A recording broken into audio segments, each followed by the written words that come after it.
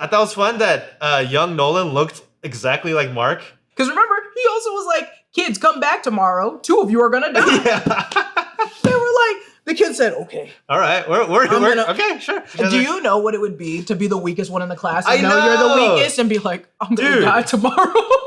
Yeah, instead of getting picked last in dodgeball, you're dead. You're murdered by your peers. Please.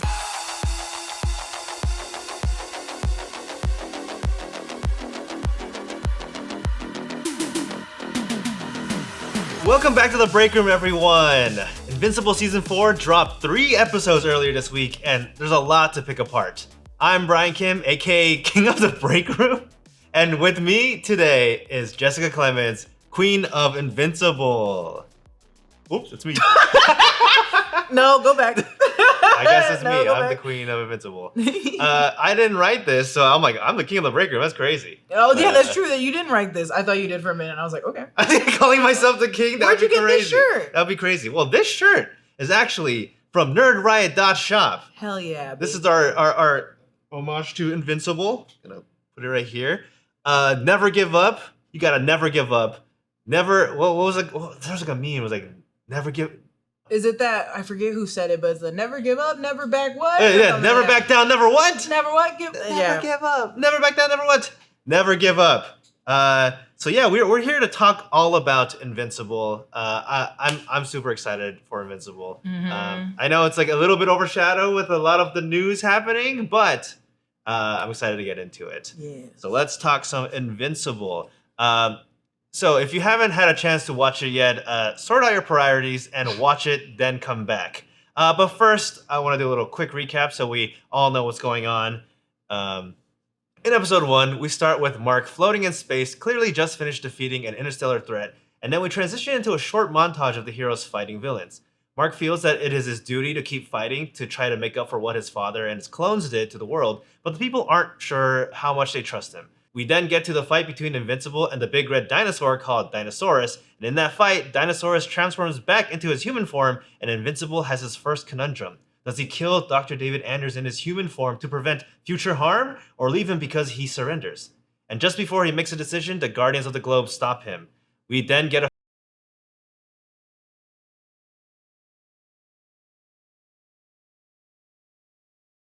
So then ends with Conquest escaping, and we get the classic Cecil oh shit moment, which I think is really funny because in the comics it's played off more comedically, but I think in the episode it was more like, oh no, why did I do that? I destroyed everyone. Yeah, it was more like, killed everybody on the planet. I shouldn't have done that. Yeah, Cecil likes to act like the biggest threat is Mark and the Viltrumites, but it's really just him. It's just the other Viltrumites. What is he thinking? But then we get to episode 2. We have our Nolan episode. We get a brief history of what happened to the planet Viltrum through the eyes of Nolan and the horrors of the Scourge virus. It was super fun to see young Nolan and a bit more of the Viltrum culture, because I don't think we really got that part in the comics. I don't really remember us seeing like young Nolan specifically. And, fighting his parents. Yeah, fighting his parents. The whole like, this is what happens when you're an adult. You get beat up by your parents and try to fight. But I think that was really fun. I thought it was fun that young Nolan looked exactly like Mark. At first, I was like, "Oh, I guess they just have, they're aliens that look like humans. I guess they have people that look like Mark. Yeah, look kind of Asian-y. But listen, Mark is half Asian. He's half Asian. So I was like, wait, oh, Nolan does kind of look like Mark. I thought that was cute. I had a lot of fun with that. And Nolan then reveals that there are only 50 Viltrumites still left alive. We then go to a spacefaring adventure with Nolan, Alan, and Thalia trying to find and collect all of the Viltrumite weaknesses that Nolan has found over the years. Now in episode 3, we're back to Earth and we have the Flaxons trying to conquer Earth again, clearly not learning the lessons from Omni-Man the previous time, and Titan trying to get revenge on Mr. Liu for trying to kill his family. The Guardians are able to defeat the Flaxons, but not before they close their wormhole gate, trapping Rex and Monstergirl in the Flaxon world.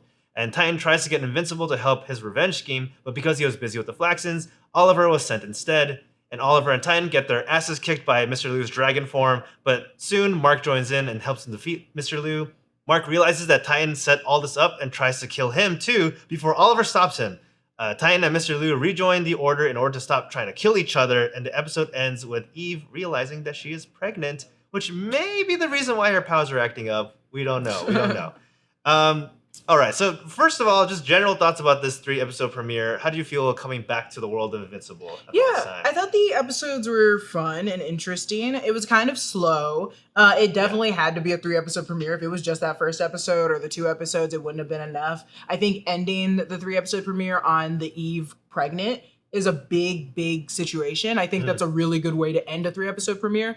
Even though it doesn't feel like it should be so big, there's always so many focuses in Invincible. I think when you also have 40 main characters, it's really hard to be which ones are the most important. But I think Eve being pregnant nonetheless, even with her power on the fritz, if it's affected by the pregnancy, is a huge hurdle. Because if it's like, oh, if that's true, then what does that mean for the future? And if the Scourge virus has taken out can take out all the Viltrumites, and we have Thetis being like, I'm making another one. Yeah, I'm making a Scourge Does virus that 2.0. mean that child will immediately die because it has a Viltrumite? Because the Viltrumite DNA now is everywhere. Because I think my favorite part about it is visiting the Viltrumites and learning more about Nolan had sex with a Thraxan to have Oliver. So Oliver is a little bit of Viltrum blood too. So it's like, okay, so Oliver would go.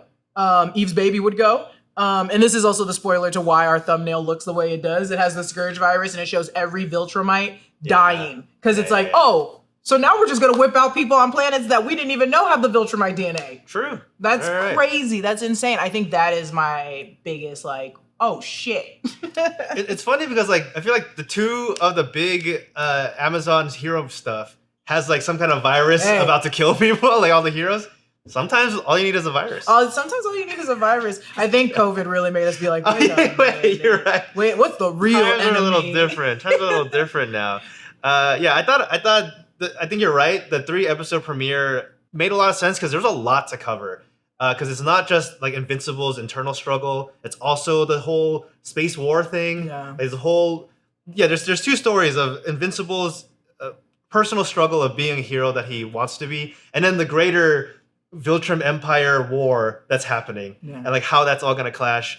Bringing, introducing the problem, and then the second one just going straight to the adventures, taking a little break because I think the second episode was also a bit more comedic because it was just while it started off with a tragedy, the fact that they left the sex bit where they're in the ship and then they're banging and Omni-Man has to cover his ears, Nolan has to cover his ears.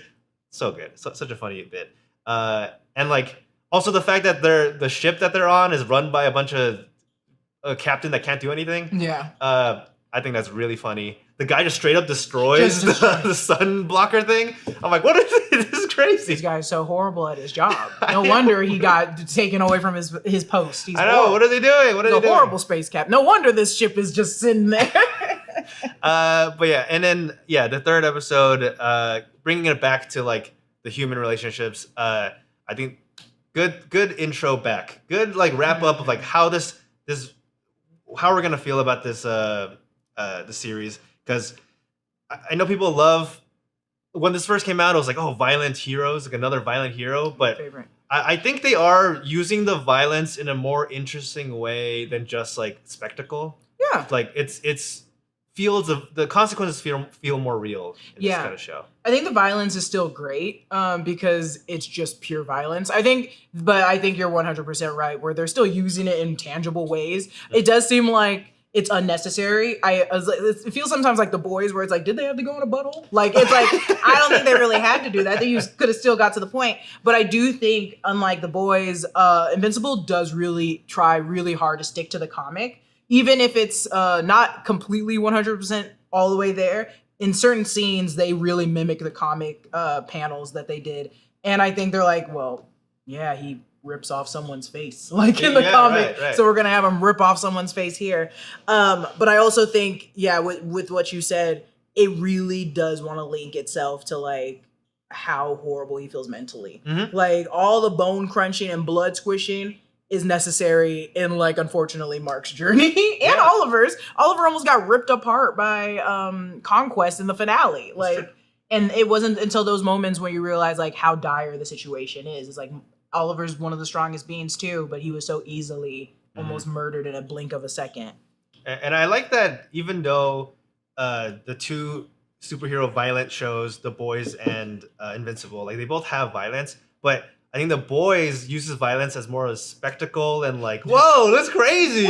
Whereas like Invincible has a much more earnest like take on violence, or like the violence is a lot more like, oh my god, it's like scary, rather than like a show. Which I appreciate. I think what I do like about the Amazon Prime heroes is they're always talking about the bigger picture, where like the boys will always bring in capitalism and like what would superheroes look like in a world ran by corporations, and whereas the Invincible kids are like, what is mental health in a world where heroes and villains exist? Because I think Mark is constantly being pulled in every direction. It's like, I have to help the world, I have to help my family, but I can't help the world without accidentally killing a bunch of people. Everyone hates me because I'm attached to this man. Like, and that I love in the first episode, that they are really pushing, like, everyone remembers who Mark is and they're afraid of him. And in this world where innocent people constantly die every day and they don't know what's going on with the GDA and the Pentagon and Cecil, they're like, it's his fault. Right. It's his fault. I love that more than anything in Invincible, that they do not forget the world that they live in and that humans are genuinely afraid of them. Yeah. It's like, it's so good. See, it's horrible, but I loved when Jesse I said Jesse Pinkman. When Powerplex. Yeah. When Powerplex at the very end, all of the marks are dead or gone, and Powerplex is like, it's his fault, because it's not his fault. He's indirectly connected, but the fact that Mark does exist, his variants were able to do this. If he never existed, we would not have had Angstrom Levy bringing these other Mark variants. And it's like, he is still at the end of it. We need to not forget that. And I was like, yeah, that's also mental health of a man that lost his entire family to Mark and his family. And there's, at the end of the day, this innocent man, well, not innocent anymore, but this man's family, this man is alone, and Mark and his dad still get to survive. Right. And I'm like, I'm glad that the citizens in this universe will never let up anyone's neck. They're like, no. Yeah, especially like, unlike Marvel and DC heroes, where the violence is more like, oh, a building exploded. Yeah. Oh no. But this one, they're like, no, they killed a bunch of people. The fact that it will never leave my head. This is, and honestly, worse than anything Conquest did. And maybe it's because Conquest knew he was doing it. He did it on purpose.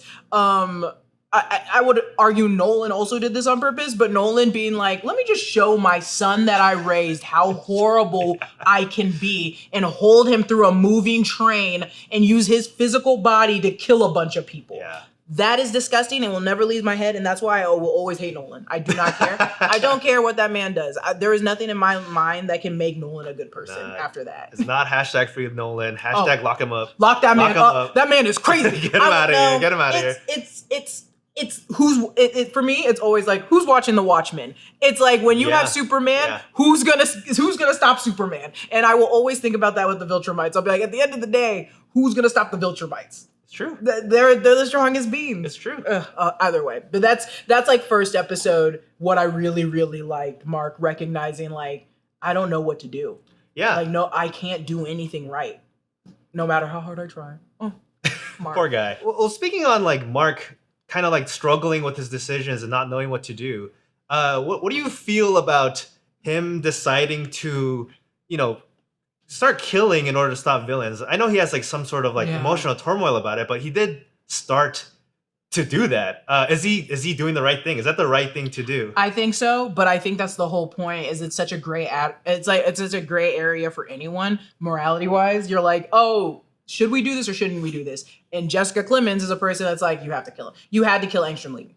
Like, you have to kill Angstrom Levy. Like, and I think with Russ Livingston too, I was like, it's not Russ's fault. But I would also, as a human being, be like, if I was being corrupted like this to this degree and you had to cut off my head, cut off my head. Yeah. Like, if I'm the only thing stopping the entire world getting sequied, then I'd say, take me out. But and I think that's the part that I do like, is just like, it's not like where's everyone's moral compass, but it's like understanding. And I think that's a good justification for everybody on the Guardians of the Globe, the teen team. What could make them separate into factions is wondering, is that answer of like, was it the right thing to do? Yeah. And having Rex so hardly stand on like, we could have done something, and having the other guy being like, no, he had to do it. I think that's a perfect justification to make everyone split up, because I hate splitting people up. Once you split people up when they're supposed to be teams, it makes it already hard. We already have 50 characters that we have to focus on everyone's arc, the only thing that makes it harder is when you took out Shrinking Ray. When Shrinking Ray was like, I want to leave the team. When you took Kate and Immortal out, we've never seen Kate and Immortal again for that reason. Like, you got to take these people away from everything once you separate them. And I never like when you have to separate a team. But this is one of those situations I'm okay with separating because I'm like, yeah, morality-wise, which one are we standing on? Yeah, no, that's a good point. That like, unless other than doing like something contrived, like, oh, they're separated for no reason, but like a moral line is a pretty good way to like, people team killed them versus team we could have done something. team murder them. Them. It's when like your values and beliefs are about to intersect. It's like because it's like Rex really does feel like and believe it's in his values and his morals to be like, this we could have done better. But then other people being like, yeah, I want to believe that, but for the greater good, we can't allow it. But which I did appreciate, like in this show, the other members of the team are like, no, that was they don't see Mark as a monster, It's like, oh, he's just like he did what he had to, or even if someone's like, he shouldn't have killed it, it wasn't like, what the hell, why did he kill him? It's like he really shouldn't have done that. I also like that they're kind of also, they didn't say it, but subconsciously it's like, well, who's gonna stop him? Who's gonna stop him? We're gonna do something about me, that? The person that can turn, like, who? You're a robot that took the DNA of another person. That's like, true. I'm like, what are we gonna do about it? Also, I love the situation that had to come after that for them to realize, like the fact that Rex had a sequid in his throat, and he was genuinely like, oh shit, maybe like he was right. Yeah. Because it's also, I love when they go through the hole too, because it's like there's these this is where like the gray areas come. For Rex is always being like, should you have listened to everybody or should you go your own way? Mm-hmm. And in that situation, he was not supposed to go into the sewers. He wasn't supposed to go in there, and he got a sequid in the throat, and then he realized, oh shit, maybe if I would have just listened to my commander, I would have done that. Like, everyone's gonna have their like where they stand, and that's why I'm like, too many people, because everyone gets an arc. Everybody gets an arc. Yeah. Oh, Jesus Christ! There's so many characters in this damn show, and these 3 episode premiere made me realize that. I also really like in this one, they're really showing Cecil as like a character who's like, in the previous season we saw his like origins where like his flashback where like the reason why he is the way he is because like he used to be like Mark in the beginning where it was like justice and you can't do things the wrong way, but like sometimes you gotta do things the wrong way in order to get the result that you want. How do you feel about him trying to be like the noble guy and being like, Mark, I know that you try to do the right thing, but make me the guy who does the decisions. Like I can be the bad guy who say kill somebody, but you don't make the decisions. There is this really thin line that I hope I figure out by the end of the season whether or not we should believe and trust Cecil. Sure. And I think the other seasons we were supposed to trust Cecil, but I do think them beginning this episode with Cecil going to the team and being like, please help the Guardians of the Globe, and then being like, we saw what you did to Mark. How can we trust that you won't do that to us? I think that was actually a really big like pop the balloon moment for us as the viewers to be like, oh yeah, we're not supposed to trust Cecil. He might betray us and we don't know when. And I think that's why they kept reminding us earlier in seasons, like Cecil was like, I'm only here to protect everybody, not you guys, everybody that doesn't have powers. Yeah. So when I heard that moment, when I see that scene, I'm like, I want to believe Cecil, but I also need to remember he was really, really trying to hide the Reanimen that are the other Marks and the fact that Conquest got away. So it's like, can we trust Cecil? Is Cecil actually there for Mark or anyone else other than himself and like the non-superpowered regular citizens of the world? 100%. And they touched on it in season 2 where the heroes are basically tools for the government to, like, they're just weapons to protect the like regular people. And so like on one hand, Cecil kind of can't see them as like people. Otherwise there's like a lot of like, it would suck to send a person to die to save a bunch of people. Which does make Cecil a tragic character. On one hand, I do believe him where he's like, I have to be the one to bear the burden of like choosing all these things. But at the same time, it's like, you're also dehumanizing these guys to like become weapons. I don't know. That's why I'm like, I don't know, because it's so perfectly written. If it was Walton Goggins, I probably would hate Cecil. If it wasn't him. But because it's Walton Goggins and he's so persuasive, and the way that whoever's directing these episodes have him giving that line, it sounds very grounded and real. Like it seems earnest. But then I'm also like, what you said, it's like you don't see these people as people. You see these people as like your job. And so when you're like, let me carry the burden. Now hurry up and get out of my office so you don't see that I used your like alternate reality people as my new mutants. Like, so that's why I'm like, it's so interesting. I don't know. I think the directors had him give up that line like that just to make it sound like he was good. Because we're not going to see him for a minute now. We're not going to spoil anything from the comics, but as it does kind of follow a lot of the comics, eventually we don't see Cecil for a minute. And it's nothing bad. It's just we're focused on other things. Right. Like there's clearly a looming threat of the Viltrum War that's like universal. So it's hard to like focus on this one man. Focus on this planet. At the Pentagon. You need to focus on literally everybody else before him. Yeah, 100%. I also find it interesting when watching this, like the way they're using Rudy/Rex as like, I don't know, first of all. I keep calling him Robot. I don't care. I guess he is Robot. I say Robot, Rex, Rudy, whatever the hell. They're all R's. What is he doing? Making it hard. Yeah, because he's in the episode, he disobeys an order, but he does so to like for what he thinks is the greater good, which is save more people.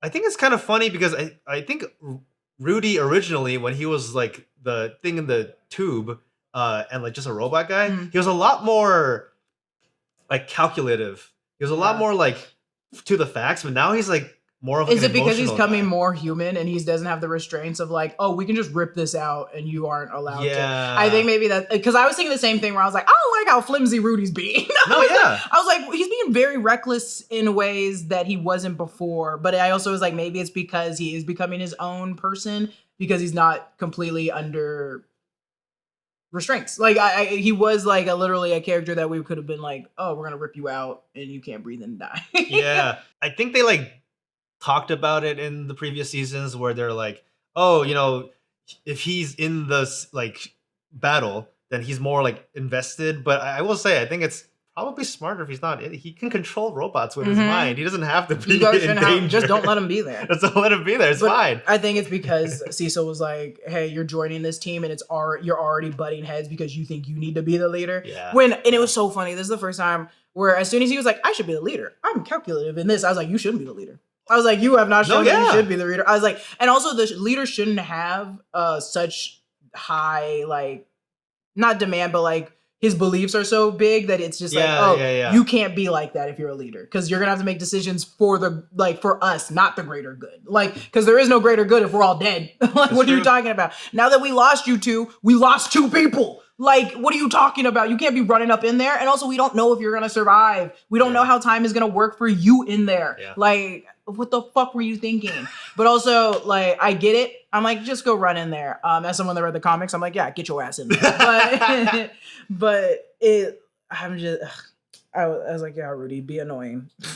Maybe it's just because he's not trapped, but he has a teenage boy body. So all the hormones of the teenage boy. Oh, maybe. That'd be funny. Because how old was he supposed to be? He's old. His original. He's not. Right? Yeah, I don't remember. Actually, maybe no editing. Yeah, because I think Robot Rudy Rex is mentally like an adult. Yeah. He's in his like maybe 30s. So like, I don't know. It's interesting to see season 1 Robot being like cold and calculated, and he even tricked the Mahler twins, where he's like, "Haha, you know, I tricked you guys, and I'm all calculated, and I'm gonna trap you into the prison." But then, you know, this Rudy's so like emotional and like, we've got to save these guys, and oh no, I'm stupid. I let the cycloid in my body. What the heck's going on? I let the cycloid in my body. Fucking doofus. It's foolish guy, but you know, we'll see what happens when what happens in the world of Flaxons. I love that they went into that world. Also because we've dealt with the Flaxons every season. So I love that it's like, oh, nope, we've had enough. We're going to send someone in there that's not a Viltrumite. We're going to see how this person goes. Because all we know is that when, what's his name, went in there, he did age, but not too much. It was like, he just like grew a beard. Yeah. But that's also a Viltrumite that ages differently than everybody else. How does it work for a girl that has a belt on that de-ages her? How does it work for a robot baby boy? His body's normal. Yeah, it's because his body's a normal now. Human body. Do we know how rapid it will change a normal human? Because he has just normal human DNA. That's true. Unless in that world he somehow comes across equipment to make himself a belt too. But yeah, God only knows what they're gonna fucking do. It's crazy. Do you think they're gonna be gone for the rest of the season? Oh, that's a good question. There's 8 episodes, and this is the 3rd episode, and they just went in there. You know what? I think so. Damn. I think so, only because, what you said before, where there's so many characters, and you need like moments and how to like get rid of them in a way that makes sense. And I think these are ways that they're getting rid of the characters, but without like stopping their story. Do you think they're gonna go out to Shrinking Ray and be like, "We need help. We lost Monster Girl and Rudy or Rex." So they go out to Shrinking. I think it would also help Shrinking Ray if Rex isn't there anymore, so she doesn't have to see it's not the robot's fault. But it's just like seeing the man that she loved that is now dead. She won't have to see him.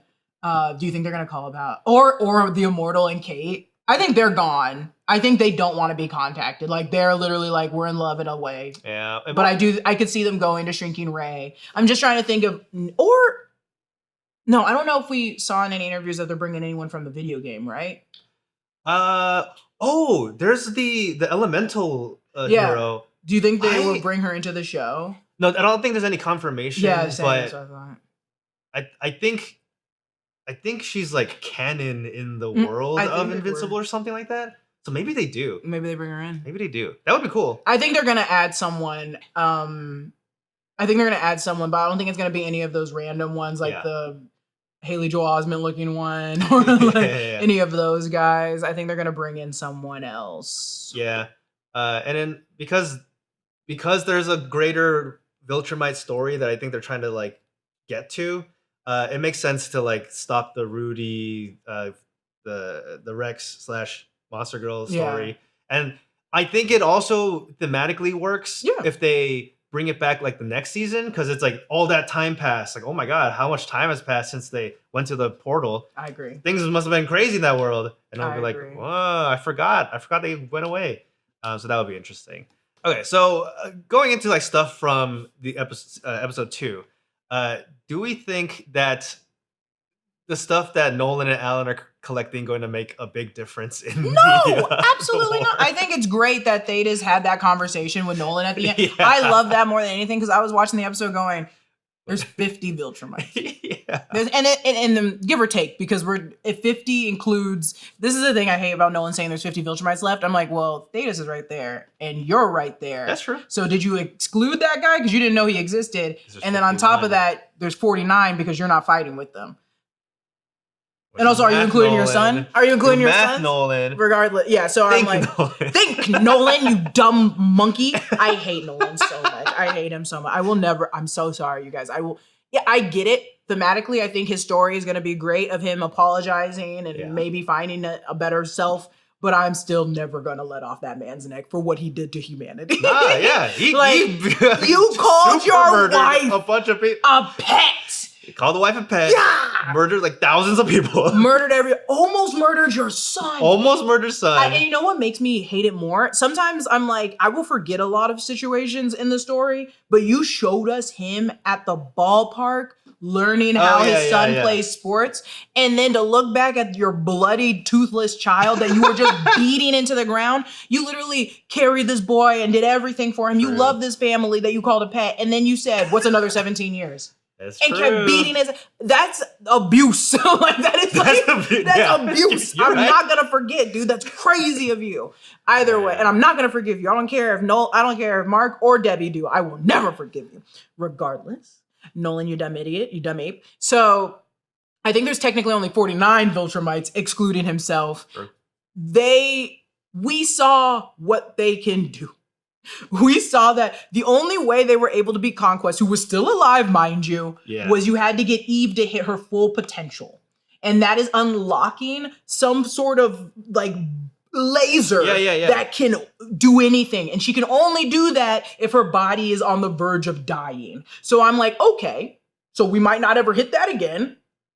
And then again, you didn't even kill him. So what do you mean there's 49 other ones like that? No, 100%. And then I always go back to how Tech Jacket did defeat the evil Mark that was a Viltrumite in the last season. But that, because it's a Viltrumite Mark, I believe personally it doesn't have the same like training or just age that Conquest and the other ones have. I'm sure Conquest would have beat the shit out of Viltrumite Mark too. Yeah. So that's why I'm like, yeah, this dinosaur. I have faith that the Space Racer gun will work on maybe 2 until it's punched out of his hand. Also, the Viltrumites have slaves. So what, you think I'm not going to put the slaves first? Think about it. Put the slaves first, and then you guys are like, we don't want to kill these innocent slaves, and then the Viltrumites jump over them. The morals are going to get in the way. If this is true, then what else is true is really the question. And that's why I'm like, maybe you should set off the Scourge Virus 2.0. I'm like, maybe you should kill all of them. Might as well. No, those things are not. I feel bad because it was a full episode of them retrieving that stuff, but it will not work. It will not work. Like, even Tech Jacket had a battle that Viltrumite Mark. It's like, we don't. Yeah, they did a really good job fighting that Viltrumite Mark. God forbid there was another Viltrumite they had to take on. Yeah. You think it's impossible. There's no way, I think, to defeat 49 Viltrumites. Imagine each of them are like 2 conquests. No, exactly. And if anything, Conquest, when Conquest went back to the ship, Conquest was kind of like cowering and like scared. And I know he's strong, but he acted like, this guy is like... Of Thrag. Thrag. Clearly Thrag, the leader, is like the strongest. But there must be a lot of guys Thrag level almost. And this is my favorite part about the Scourge Virus. Remember, we always have to remember that they first had to fight and kill each other and kill the weak one off. Yeah. That's what they did first. They were like, hey, we're gonna just start killing each other until the weakest ones leave. So then you got the strongest ones left, right? And then the Scourge Virus came and started wiping them out. Yeah. Even if that wasn't the order it went in, the Scourge Virus takes them out. There's the ones that survived. So if they're able to survive the Scourge Virus, the 1.0, Mark 1 Scourge Virus, they were probably the strongest of the Viltrumites. Right. So that's already an additional bonus to them. So I'm like, if they can withstand killing the other ones of their kind and then the Scourge Virus, why do you think we can send a boy named Zach into space in an Iron Man suit to go take on at least 3? It's true. I'm so sorry to the Coalition. Like, I'm so sorry to the Coalition of Planets. There's no way. And do you think Thetis would be a good fighter? I don't. Yeah, has he been training? I know there's he's sitting his ass down. Yeah, he looks skinny. He's got all. I mean, the beard's fake, but like, he's an old guy. He hasn't been training, or maybe he's been secretly training. He's gonna buff up. But no, yeah, I think I know in the story, and because we initially had the episode start off in Nolan's perspective, where he sees the horrors of what the Scourge Virus did, which is like completely wipe out his people. At the same time, what is this war gonna be other than killing the rest of them? And so, like, you might as well use the thing that you know works. I guess the virus. But that's the hard part. Is like, we're gonna kill all the Viltrumites, but I get to survive. Like, and that's the part. I guess so. That's the implication. Is like, well, I don't want the virus to go out. I don't think because he hasn't mentioned it once, but he didn't mention his son at all. He wasn't like, oh shit, that'll kill my kids. Ugh. If their plan was to go out and breed with other people, you don't like. Yes, we saw that clearly. Nolan was successful doing it. You think the other Viltrumites weren't? So I'm like, okay, so there's other half breeds. That feels weird to say. There's other half Viltrumites all over the world that are just gonna now die because of this virus. Unless his plan was to send the Scourge Virus 2.0 only to the Viltrumite planet. Or like wherever, Also, because he's not sending it to like every planet in the galaxy. How would he know, right? Yeah. So technically, maybe Mark and Oliver would survive because maybe it wouldn't make it to Earth. But that's also assuming that the virus isn't transferable. So if because again, remember, Nolan survived it. So if he could survive 2.0, but it technically he's able to give it to other Viltrumites, he would give it to his kids if he went back to Earth. Yeah. Also, this is a good point you make about like if they just launched a virus over there and like killed those guys and they're safe because Thetis didn't die from virus number 1. No, he just sent it. He sent it away, so he survived. But they're also they're always moving constantly. Who knows? Yeah, They could be, because watch him send it to the planet, and then Thrag for some reason is somewhere else. So it never killed him, and that man just restarts another war. Interesting. So maybe they're right to save the Scourge virus. I think they should save it until, I think it should be Plan fucking Z. Okay. That is like, you should not do it until we are fully aware what's gonna happen. Because I doubt they know what it can do. Like, if it could duplicate itself or do whatever, like, he's just thinking about, like, death to all. He's not really thinking about, like, are we sure it's not going to infect other people? True. Yeah. Also, I think it's funny that the Scourge virus landed at 50 people survived. That's such a clean number. There's like exactly 50 people survived. Oh, like, everyone's like, give or take. No, true. Do you think they had like 52 people survive? I was like, nah, we gotta keep it clean. 2 people. Zing, zing, zing. Also, 50 survivors. It was actually 100. They killed the other 50 because they were weak. They actually suffered a little bit from that virus. Because also, Gina acknowledged this when we were doing the breakdown that, is it Craig? The other Viltrumite that has the scar on his eye doesn't have the scar on his eye until after the virus stuff. So there's something that happened between the virus landing and the virus like wiping them all out that gave him that scar across his eye. So they were probably just killing people in the mix of it. Also, I'm sure there were like half-dead Viltrumites, because again, if this is true, what else is true? Half-dead Viltrumites trying to escape or something, and they're like, stay your ass here. We can't have people know that we're dying. True. Stay your ass here. Oh my God. I'd be like, let me off this planet. I'm dying. Yeah, it's funny.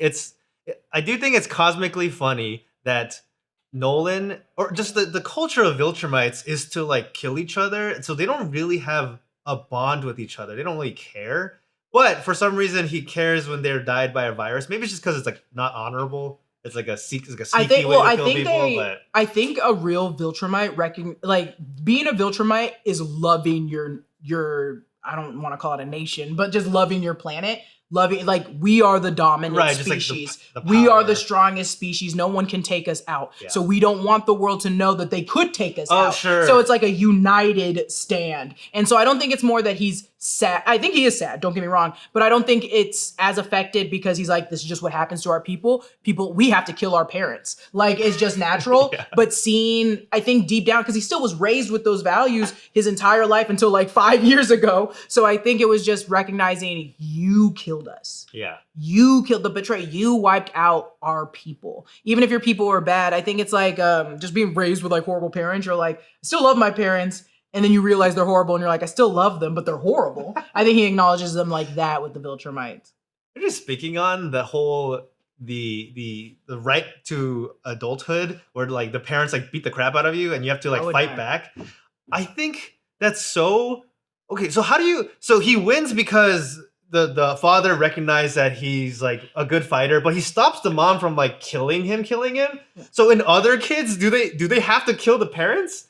Is the cycle like never ending? I think there's a line, and I also so this is a piece of me that went. This is probably where Nolan's little human heart came from. Was his dad's side, because his dad had to stop the mom from killing him. Yeah. It was like a praying mantis where the woman, the female, was like, I'll kill you, bitch. Like, yeah. I love that the mom literally said pathetic and flew away. Yeah. And then we don't ever see the mom. We don't even get a confirmation of her dead body. But when he sees his dad, it kind of hits a little bit. Yeah. So I think his dad did stop him. And with that being said, I don't think other Viltrumites all act the same. I think there's some that the mom might do it. I think there is it's not like they're born genetically to hate each other or murder. I think there is that bone where like, or that heart that some might have more than others that are like, oh, like, this is still my offspring. Yeah. Like, I'm sure, because Nolan learned to love it. He learned to love it. I don't think it's a thing that they're born to just immediately hate. So I think the dad had that fondness that the mom just didn't. And so the other Viltrumites might feel the same way. Some might feel the exact opposite. That's crazy, though. That's crazy if the dad if he had a single mom. The mom would have wiped him out. She would have wiped him out because she believed in the cause. She was like, that's a weak being. But the dad was like, he can get better. And I think that was probably what was going to end up happening was like, we're going to come back in 2 weeks and beat your ass again. Like, I think they were going to do it again, but then the Scourge virus happened. It happened instantly as soon as like the next day. Because remember, he also was like, kids, come back tomorrow. 2 of you are going to die. They were like, The kid said, okay. All right. We're okay, sure. They're like mean dogging each other. Yeah, they're like, or mad dogging each other. Do you know what it would be to be the weakest one in the class? And I know you're the weakest and be like, I'm going to die tomorrow. Yeah, instead of getting picked last in dodgeball, you're dead. You're murdered by your peers. Please. Also, do you think they have grades? Like every grade that happens, some people die. What is this, the Hunger Games? The Hunger Games, and you get chosen, and you're like, please don't take me. I would literally, and that's the plus side, not to be this person, not to toot my own horn. I know I'd be the one killing my classmate. Like, I'd be at the top of the class for a minute. It would be up until I got older when I found another girl the same size as me that I'd be like, oh shit, I'm gonna die.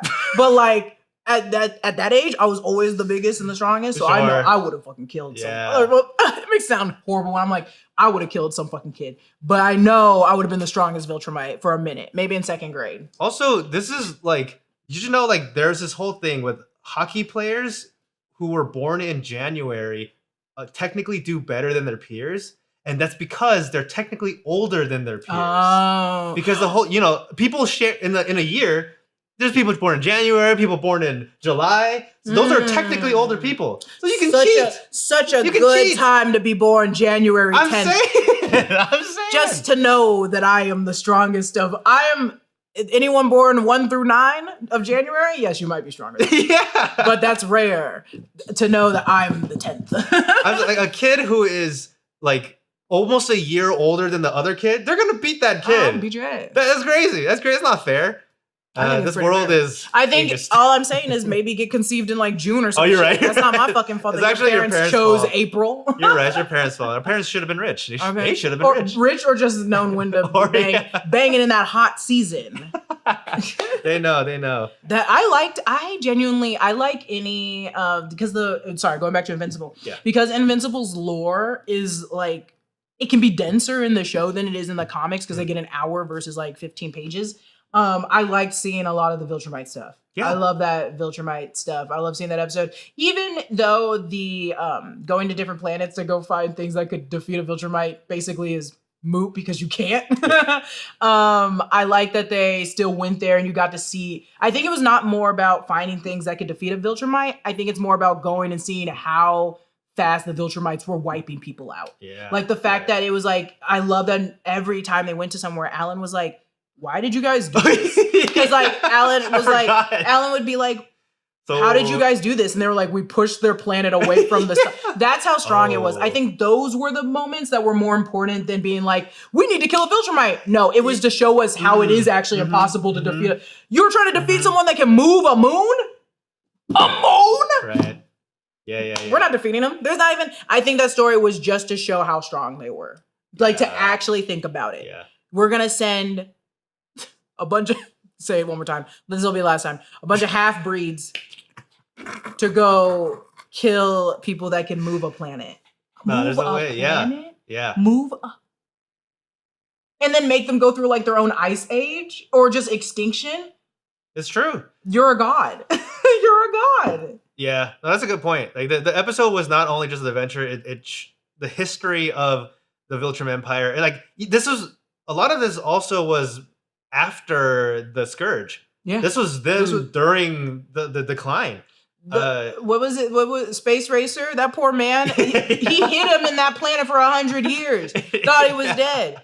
Do you know how crazy that is? That's insane. Like, yeah, it was more than just like, look at all these things that can kill a Viltrumite. It was look at how horrible the Empire was. They were horrible. And they did a good job. I will say they did a great, they cleaned up. I will say there was a lot of things they didn't clean up that they couldn't fight. Because also keep in mind, bitch, I'm saying all these things like, oh yeah, they moved the sun, they did all these things, but like they didn't defeat Battle Beast. Once you guys, if you guys can find Battle Beast, please. First off, this is the funniest part about Battle Beast is you can't control him. Yeah, so once he defeats a Viltrumite, he goes, you next. The next one. He goes directly to Mark. He doesn't understand why he can't kill Mark. He's like, but he's a Viltrumite. You said Viltrumites. And you said this. Look, all I know is I'm taking on the strongest warrior, and the last one here is Mark. So I'm going to. True. And then, God forbid, he sees what Eve can do. He'll go, oh, yeah. Her next. I forgot to, in the previous season when they were fighting, him and the other Viltrumite, they were just floating in space and punching each other.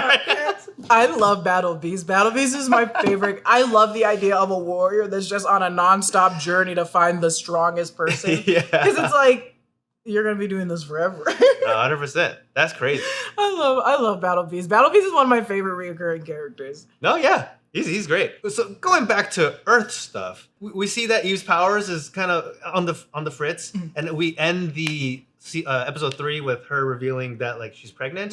Do you think that's like definitely related to the powers? I think so. I think it's a really interesting angle, and I love the idea of like, again, if this is true, then what else is true? Because I want to be like, oh, is it that the baby, is it the blockers in her body being like, whoa, you have something that's siphoning your powers, but it's not killing you. You're growing it. Yeah. So I don't know if this is when it gets into like biology, but I'm like biology of a superhero that can change atoms.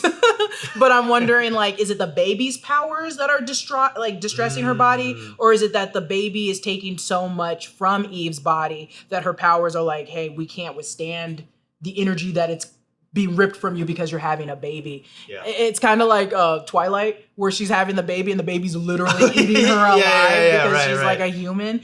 I'm wondering if that's what it is, because I don't know if she does have that baby. Do the powers return? It has to. I think. Or does it go to the baby? Does the baby have her powers? I think that depends on how Adam. I think. Oh God, do not give that baby the power of Adam. Oh, true. It's gonna blockers. Be both. It's gonna have Viltrumite powers and enemy powers. Would be crazy. That's literally Cyclops and fucking Jean Grey. Oh, true. Babies. Yeah. Oh my God, that baby would literally rip the world apart, giggling like a baby. I think what will happen. This is biology, which I don't know if they're taking into account. I think when babies are born, this is a bad analogy, but the best one I can think of right now. If the mom had like, let's say, HIV. If the mom had HIV, gave birth to the baby might come through with HIV, but the baby will eventually like create its own blood, and it's very likely that the baby wouldn't contract the actual HIV because it creates its own blood cells. So it was just because it was like nurturing, it was taken from its mom at the beginning. It doesn't happen all the time like that, but there is a case that sometimes, more than often, it does happen like that. Yeah. And I'm thinking with like Eve's baby, not calling her powers a virus, but if the baby does siphon that from her, she would eventually get her own energy back. Eve would. So I think her powers would be on the fritz while she maybe even is breastfeeding or doing a bunch of other shit. But I think eventually her powers would come back and result to being normal again. And the baby would also have its own kind of abilities because it's have Viltrumite. It's gonna be something. Yeah. So I do think her powers will go back to normal, but I don't think it's in enough time. 9 months is already too long. So we don't even know if the world's gonna be fine in 9 months. That's true. Also, if the virus does lead to Earth, will it kill the baby, or how will it alter a half Viltrumite, half Adam Eve baby? We don't know. It's a quarter Viltrumite. Oh, it's a quarter. Yeah, because he's half. So it'll be a quarter. Yeah. Yes. Do we know any other quarter Viltrumite? No, we don't. But I'd also think it will still have half of what Eve is, which is already disastrous. And disastrous in a good way. Again, they had to put blockers into this baby because when it was like born, she destroyed everybody. Yeah, and they were like control organic atoms or whatever. Yeah, they literally were like, we need to fix this. So it's like, I only imagine that baby would be worse because it's a quarter Viltrumite on top of that. 100%. It's an interesting, and maybe they aren't doing like a whole metaphor, but I just found it interesting that having a baby is causing her powers to be on the fritz. I was like wondering like the narrative reasoning for that. You know, it's like it's an interesting like thought of like, oh yeah, having a baby early in your life kind of like changes things up. You know, kind of changes things up. I think that's a good one. I think that's true, and I think that's clear. They're still very young, so like having the baby in the world that's burning is probably not the greatest idea, but also like recognizing it's nothing you plan for. Yeah, because at the end she wasn't like, oh, baby. It's like, oh shit, I got a baby. What's going on? The last thing I need in this world is like literally a world where everyone hates Mark and then you're pregnant by it. And it's not like Mark's fault or anything, but it's like, how safe will my baby be in this world with Cecil and people that hate our family? True. I think that's great, the metaphor of it. I also think the writers are kind of playing this like, the parents aren't good always in this show. And by the parents, it's mainly just Nolan. And I think there's this kind of, I think there's a little bit of Eve gonna be afraid to tell Mark because Mark's inclination is to be better than his dad, and he's gonna be like, let's have the baby and be better than your dad, but he's not ever thinking about like what actually would work. So I think there is gonna be like a mirror up to them at one point that's like, we can't have this baby, and it's like, oh, because you think I'm gonna be like my dad, and it's like, no, I don't think that. Because everyone in the world is like afraid of Mark because they're like your father. Like Cecil is definitely afraid that Mark will return to being like Nolan, and so I think it's going to hurt Mark to hear, like, if Eve wants to keep it or doesn't want to keep it. He's going to be like, why? You think I won't be a good dad? And it's like, no, we are not ready to be. Yeah. We don't even have a house. I'm constantly at your mom's house. True. We're fucking, and everybody can hear it. Like, what are you talking about? True. Yeah. You're going to have to do some mental editing gymnastics for that. But it'll work. I got it. But, like, kind of speaking on parents. What do you think about Debbie and Paul? I love it. Will they make it? Are they going to stay together? Yes. Here's the thing. I'm actually, not to get really into it, but I like their relationship. I like what they're doing because they're like, it's a relationship post Debbie's, not divorce, but like estrangement, I guess. I don't think they're technically divorced. They're technically not divorced, but estrangement, whatever. Nolan's gone. The way they're setting it, I don't know if I'm projecting, but I feel like Debbie, like every step of the way of Paul saying something, she's always like a little bit hesitant. And I know it's like he's moving a little fast, but it's like, we're gonna move in together, like, house together. And Paul's always like, I just want you to think about it. Well, the problem is like, even if it was like 8, 9, 20 months or whatever, I think Debbie's always gonna be scared about it because this is why I love the shows. Writers of the show, if you're listening to this, I love you guys for this reason, the justifications. 20 years with this man. I couldn't move on from a man after 3. 20 years you raised a kid. And then I think it's the mental gymnastics of also being like, yeah, you also had a child with another woman from another planet, so you clearly didn't care about me, and now I'm raising that child.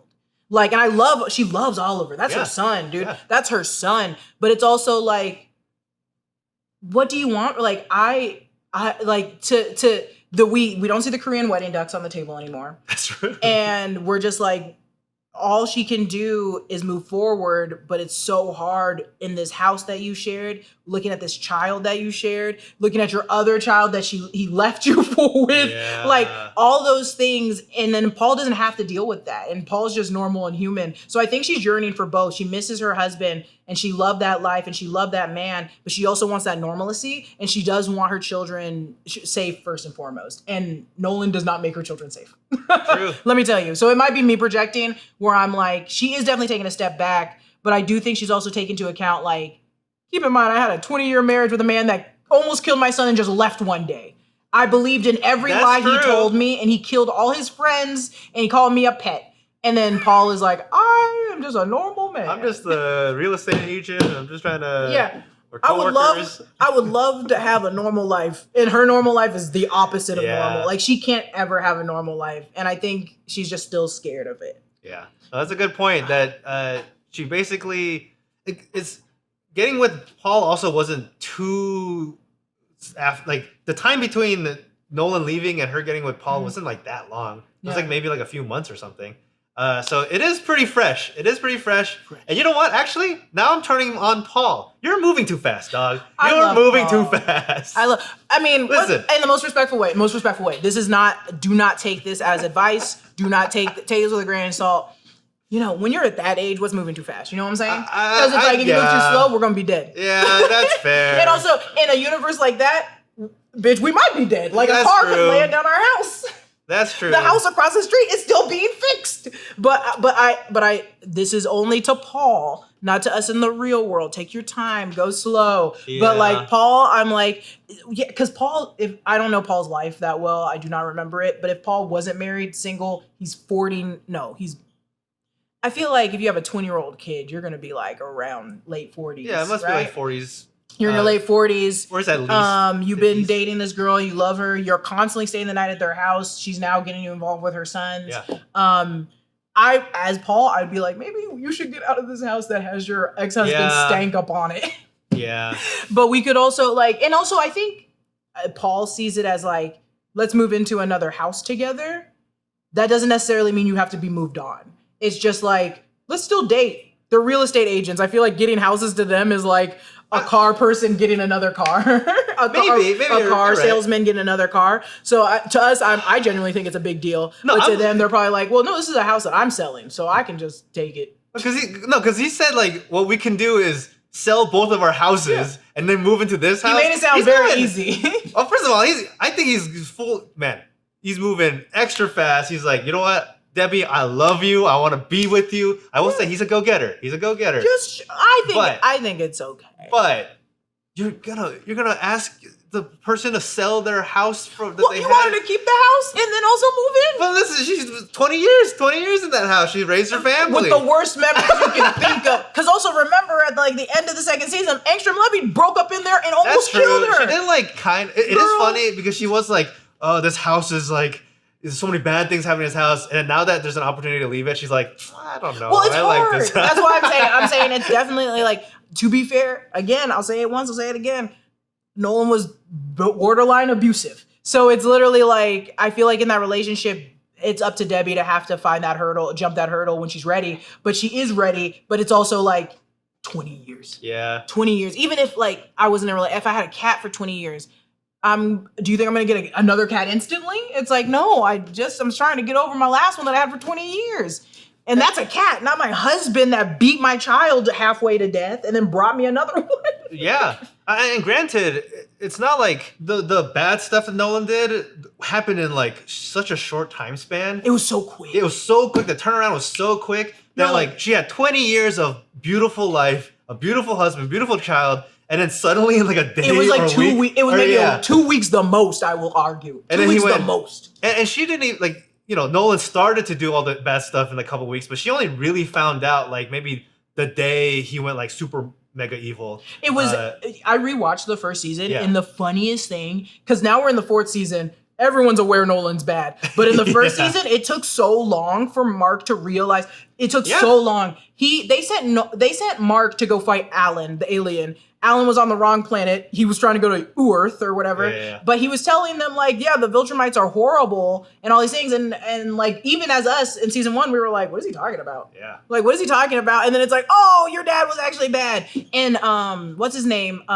Damien Darkblood snuck into Nolan's house and told Debbie, hey, be careful of Nolan. I think he's up to no good. And Debbie went, what? Because Debbie was thinking it's weird. How are you willing to go to Italy and get pizza after all your best friend's funeral? And then he said, coworkers. And she went, that's weird. Because they were literally murdered in the worst ways possible. Yeah. And you're acting like they were nothing. And so I think, that like week, and it was like 3 days of Debbie not wanting to believe it. Yeah. 4 days of her being like, she was going like the stages of grief already. Yeah. She was like, no, my husband wouldn't do that. And then he beat your son half to death. And you're like, oh my God. How did he do that? He called me a pet. He was acting that entire time. The pet thing I'll never get over. That line was horrible. They should have never gave him that line to say. Also, was the implication that Nolan is okay with having sex with a pet? That's crazy. Yeah. That's crazy. Yeah. What are you talking about, Nolan? Why would you say that? And this is what I like about visiting the Viltrumites planet this season and seeing them and seeing the dad slightly be like, hey, I think Nolan's had enough of his mom beating his ass. Is that I'm like, they aren't like born sociopaths. I think they just like kind of learn to be sociopaths. And it's like, because Nolan had that like inkling of like, this isn't right. That line of him in the last season where it's like, I think I miss my wife. I was like, bitch, I bet you do. I bet you're alone. Do. I bet you're alone in a prison. Yeah. What are you gonna do? If I was alone in prison, I miss a lot of things too. And you know what? Just because to give Nolan, okay, he's a murderer, he's a mass murderer, but to give him some credit to his personality, I do think he kind of, when he called Debbie a pet, I think he was lying to himself. Yes, 100%. Like, I don't think he really believed it. He just said it because he needed Mark to like feel what he's feeling. I agree with that in the 17 years. I don't think he was just being like a crazed maniac telling himself like, I could get over it. What's another 17 years? Yeah, exactly. And he knew deep down like 17 years with Mark is not going to be the same as a new baby. Yeah, no, he felt it. But with that important relationship stuff out of the way, I think that does about it for the Invincible premiere. Thank you so much for talking with me with the show. There's so much. It's a fun show, man. It's a fun show. You made me like, I was on, I don't hate the 3 episodes. Do not. I feel like sometimes you guys are like, you either really love it or you hate it. Yeah. And I was like, it was slow. It was very slow. I think took like it.